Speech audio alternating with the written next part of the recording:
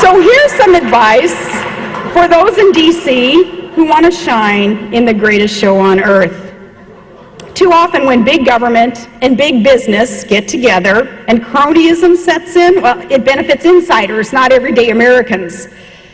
The administration and Congress should do what we did up there in Alaska when the good old boys started making backroom deals that were benefiting big oil and not the citizens of the state.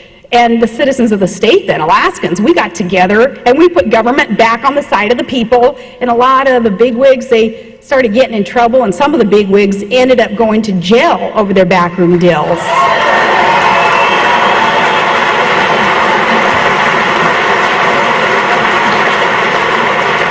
Our government needs to adopt a pro-market agenda that doesn't pick winners and losers, but it invites competition and it levels the playing field for everyone.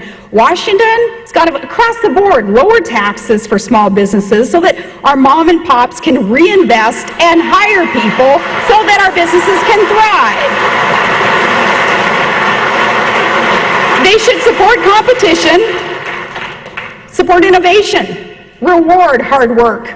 And they should do all that they can to make sure that the game is fair without that undue corrupt influence. And then they need to get government out of the way.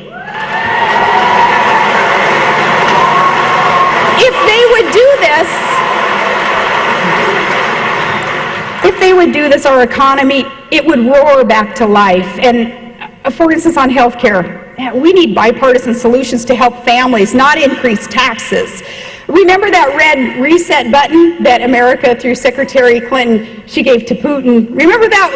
I think we should ask for that back and hand it instead to Congress and say, no, start all over on this health care scheme and pass meaningful market-based reforms that incorporate some simple steps that have broad support. The best idea is not backroom deals, but things like insurance purchases across state lines and the tort reform that we've talked about.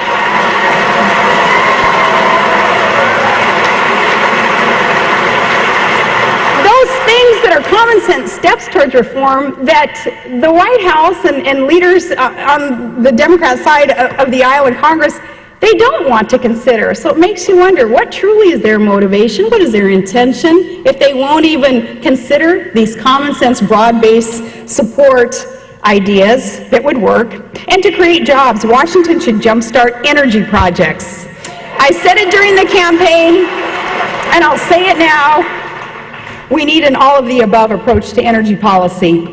That means proven conventional resource development and support for nuclear power, and I was thankful that the President at least mentioned nuclear power in a State of the Union.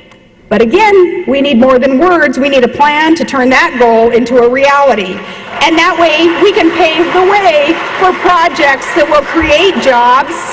Those are real job creators, and deliver carbon-free energy. And while we're at it, let's expedite the regulatory and permitting and legal processes for on and offshore drilling. Instead of paying billions of dollars,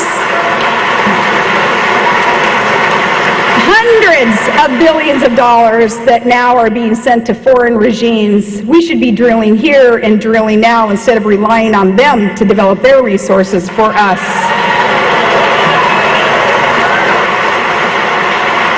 So what we've got to do is axe that plan for cap and tax, that policy that's going to kill jobs and it's going to pass the burden of paying for it onto our working families. And finally, if we're going to get serious about fiscal restraint, then we've got to make Washington start walking the walk. After putting us on a track to quadruple the deficit, the proposed spending freeze, maybe it's a start, but it's certainly not enough. As Senator John Thune said, it's like putting a Band-Aid on a self-inflicted gunshot wound. We need to go further, cut spending, don't just simply slow down a spending spree, and we've got to axe the plans for a second stimulus when the first hasn't even been measured for any success yet. Kill the plans for the second stimulus. And beware that now that second stimulus is being referred to as a jobs bill. Now, these aren't the only ways to rein in spending, and alone they're not going to be enough. Not enough to tackle the insane debt and the deficits that we face, but They are a good way to start and to show that we're serious about getting our financial house in order.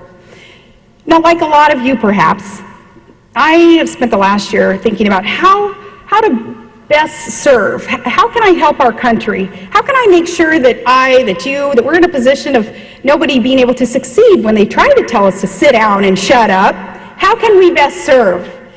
In 2008, I had the honor of a lifetime running alongside John McCain. I look at him as an American hero. And nearly 60 million Americans voted for us. They cast their ballot for the things that we are talking about tonight: lower taxes, smaller government, transparency, energy independence, and strong national security. And while, no, our votes did not carry the day, it was still a call to serve our country. Those voters wanted us to keep on fighting and take the gloves off.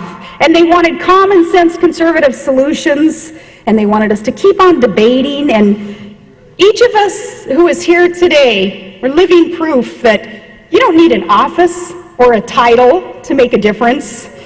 And you don't need a proclaimed leader, as if we're all just a bunch of sheep and we're looking for a leader to progress this movement.